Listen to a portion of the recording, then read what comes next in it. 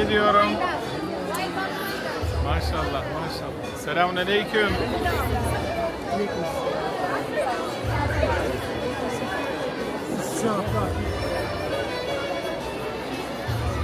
Selamünaleyküm. Maşallah. Selamünaleyküm.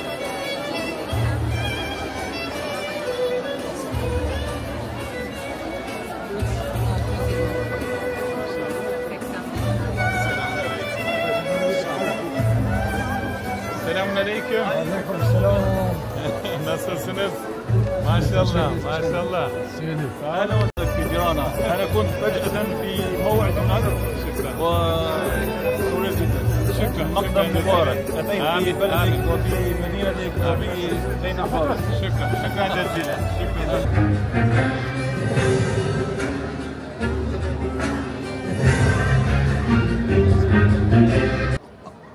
Hepinize Allah'ın rahmeti, bereketi, selamı üzerinize olsun.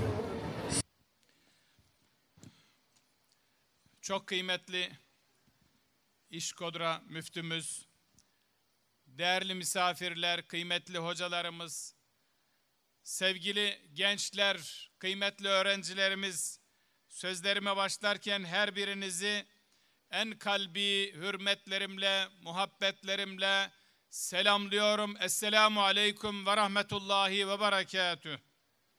Çok değerli kardeşlerim, hanımefendiler, beyefendiler, bir milletin varlığını devam ettirecek en temel unsur, iyi yetiştirilmiş, donanımlı, ahlaklı ve erdemli nesillerdir.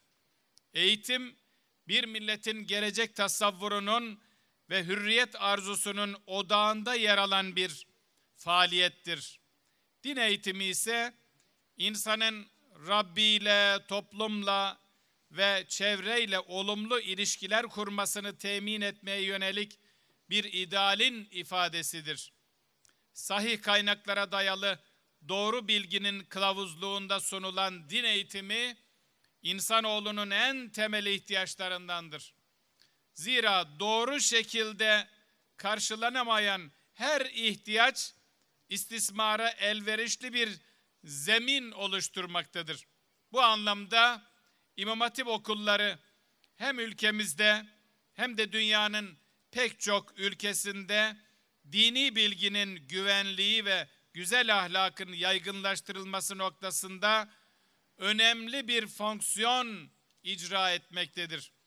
İmam Hatip nesli yüce bir inancın ve medeniyetin temsilcisidir. Müslümanların birlik beraberlik harcıdır. Kardeşlik sigortasıdır. İmam Hatip nesli güzel ahlakın ihyasından merhamet medeniyetinin inşasına kadar her alanda öncü bir nesildir. Kulları arasında Allah'tan en çok korkan alimlerdir fermanı bunun bir ifadesidir.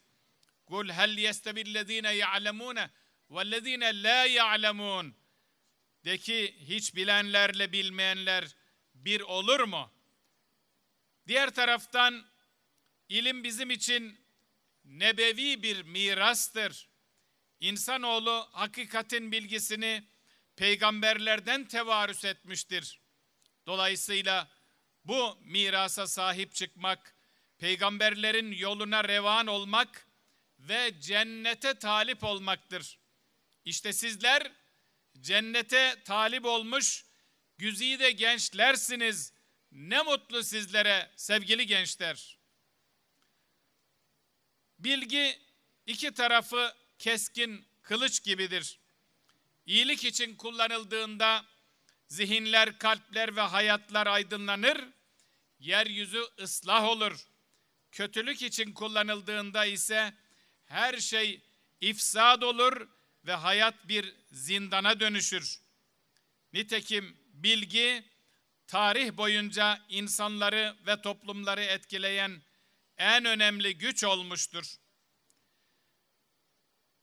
Şunu üzülerek belirtmek isterim ki, bir zamanlar Müslümanların elinde insanların iyiliği ve hayrı için kullanılan bilgi, bugün zalimlerin elinde insanları, toplumları ve alemi ifsad etmenin vasıtası haline getirilmiştir.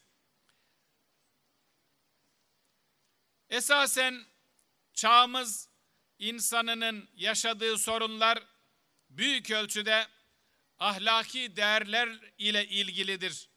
Bugün bilimsel ve teknolojik açıdan büyük gelişmeler kaydedilmesine rağmen aynı başarı insani değerler açısından maalesef ortaya konulamamıştır.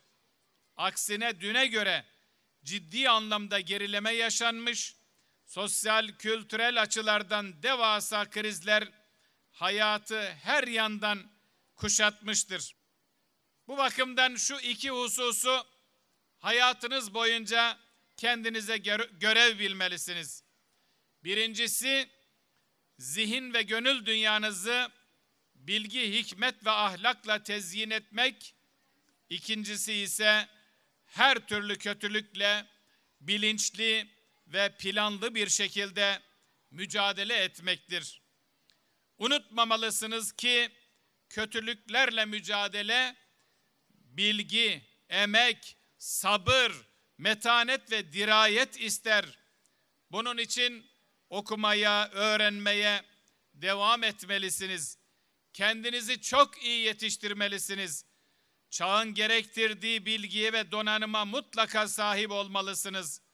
Sadece dini bilgilerde değil, sosyal ve pozitif bilimlerde de aranan insan olmalısınız. İşkodra İmam Hatip Lisesi bunun en güzel örneğidir. Eğitime başladığı 1991 yılından beri 3000'e yakın mezun vermiş. Bugün İmam Hatip'ten mezun olmanın haklı gururunu doyasıya yaşayın. Ama unutmayın, bu bir hatime değil, bir fatihadır. Bu bir son değil, başlangıçtır. Mezun olmak, ilim yolunda bir son değil, bilakis daha büyük hedef ve idealler için yeni bir başlangıçtır. Bu duygu ve düşüncelerle sözlerime son verirken, mezun olan bütün gençlerimizi, ailelerini, öğretmenlerini tebrik ediyorum. Başarılarınızın daim olmasını Cenab-ı Allah'tan niyaz ediyor. Tekrar hepinizi en kalbi muhabbetlerimle selamlıyorum. Vesselamu aleyküm ve rahmetullahi ve berekatuhu.